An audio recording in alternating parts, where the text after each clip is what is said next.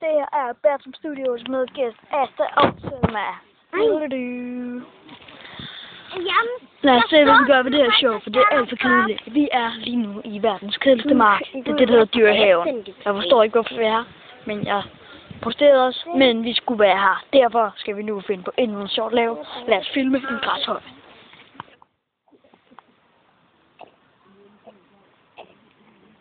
Det var ikke sjovt, så lad os finde på noget nyt at lave. Ja, så er vi tilbage med Bertram Studios, og vi skal nu finde ud af, hvad vi kan lave. Hvad kan vi lave? Hvad kan vi lave? Asta, hvad kan vi lave, Selma? Hvad kan vi lave, Selma? Jeg har lige været...